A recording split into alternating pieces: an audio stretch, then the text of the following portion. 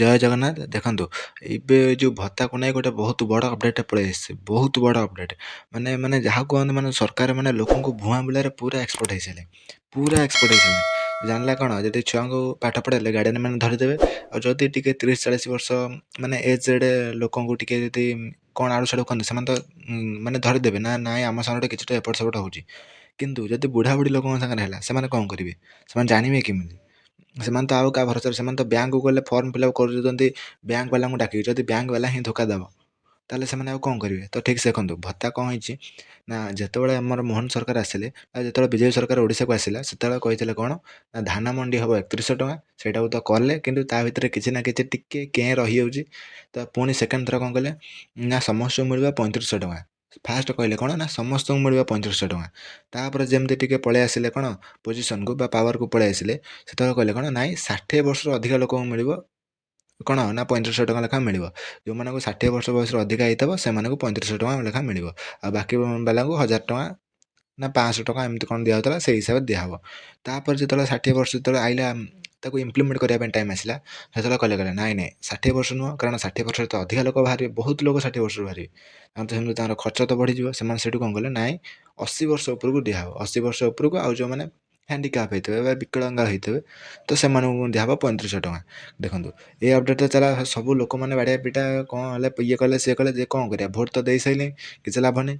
କିନ୍ତୁ ଏବେ ଦେଖନ୍ତୁ, ଗୋଟେ ପୁଣି ଅପଡ଼େଟ୍ ଆସିଛି, ନୂଆ ବର୍ଷ ଲୋକଙ୍କୁ ଟିକେ ଖୁସି କରିବା ପାଇଁ, ନା କ'ଣ 2026ରୁ ଦିଆହେବ କ'ଣ ନା 3500 ଟଙ୍କା ଲେଖାଏଁ। କିନ୍ତୁ ପର୍ଟିକୁଲାର ଡେଟ୍ କେବେ ଇଏ ହେଇନି, ମାନେ ଏଇ ଦିନରୁ ଦିଆହେବ କି ଏଇ ଲୋକମାନଙ୍କୁ ଦେବ 2026ରୁ। ଦେଖନ୍ତୁ, ମୁଁ ଆପଣଙ୍କୁ ଦେଖାଇ ଦେଉଥିବି, ଯେତେବେଳେ ସ୍କ୍ରିନ୍ରେ ଦେଖିପାରୁଥିବେ, 2026ରୁ ଏମାନେ ଯେଉଁମାନଙ୍କୁ 60 ବର୍ଷ ଉପରେ ସେମାନଙ୍କୁ ଦେଉଥିବେ ଟଙ୍କା, ମାନେ ସେଇମାନଙ୍କୁ ହିଁ 3500 ଟଙ୍କା ଦେବେ। ମାନେ ଏ ନ୍ୟୁଜ୍ରେ କେତେ ସତ୍ୟତା ଅଛି କି କେତେ କ'ଣ ଅଛି, ସେଇଟା ତ କେହି ଜାଣିନାହାନ୍ତି। କାରଣ ଆଗରୁ ବି ଏମିତି ବହୁତ ଥର ହେଇଛି, ଏବେ ବି ହେଉଛି।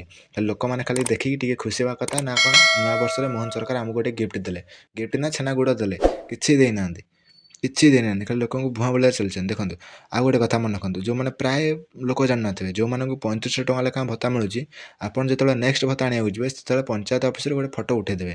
ନହେଲେ ହୁଏତ ପରବର୍ତ୍ତୀ ଯେଉଁ ଆସିବ କିସ୍ତିଟା, ଆପଣ ହୁଏତ 3500 ଟଙ୍କା ନ ପାଇ ପାରନ୍ତି। କେବଳ 3500 ଟଙ୍କା ଯେଉଁମାନେ ପାଉଛନ୍ତି, ଯେଉଁମାନଙ୍କୁ 80 ବର୍ଷରୁ ଏଭବ ବା 80 ବର୍ଷରୁ ଏଭବ, ସେଇମାନଙ୍କୁ ହିଁ ଫଟୋ ଉଠାଇବାକୁ ପଡ଼ିବ। କାରଣ ସେମାନେ ଡାଉଟ୍ କରୁଛନ୍ତି କି ସେ ଲୋକଟା ହେଉଛନ୍ତି, ସେ ଲୋକଟାଙ୍କର ଡେଥ୍ ହେଇଯାଇଛି, ତାଙ୍କ ବଦଳରେ ଆଉ କିଏ 3500 ଟଙ୍କା ଲେଖାଏଁ ନେଉଛି।